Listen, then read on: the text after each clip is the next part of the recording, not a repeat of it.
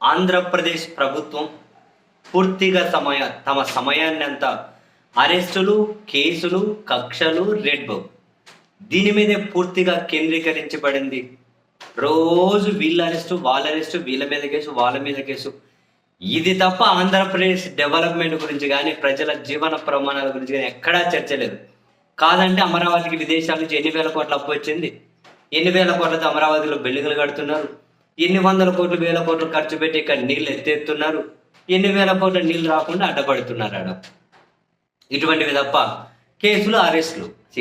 ఇంకా అసలు ఇప్పుడే ఇంతగానం ఉందంటే ఇంకా నెక్స్ట్ 4 సంవత్సరాలు ఇది నిత్యకృత్యం అయిపోయేటట్లుంది. తాజాగా హైదరాబాద్లో ఈరోజు తెల్లవారుజామున మాజీ మంత్రి విడుదల రజని వాళ్ళ బ్రదర్ ఇన్ లా, వాళ్ళ మరిది విడుదల గోపిని అరెస్ట్ చేశారు. ఇప్పటికీ ఒక కేసు ఏదో ఉంది కదా, ఒక క్రషర్ యజమానిని బెదిరించి ₹1 తీసుకున్నారు. అందులో ఒక IPS మీద కేసు ఉంది, విడుదల రజని గారి మీద, వాళ్ళ మరిది గారి మీద, వాళ్ళ PA మీద కేసులు ఉన్నాయి. Subject to correction. విడుదల రజని గారి మీద ఉన్నటువంటి ఈ కేసులో హైకోర్టు ముందస్తు బెయిల్ ఇచ్చినట్లుంది. సో ఇప్పుడు వాళ్ళ మరిదిని అరెస్ట్ చేశారు, విడుదల గోపీనాథ్ని హైదరాబాద్లో గచ్చిబౌలిలో ఏమో అంటే అరెస్ట్ చేసి విజయవాడకు తీసుకెళ్తున్నట్ట. రోజు ఇవే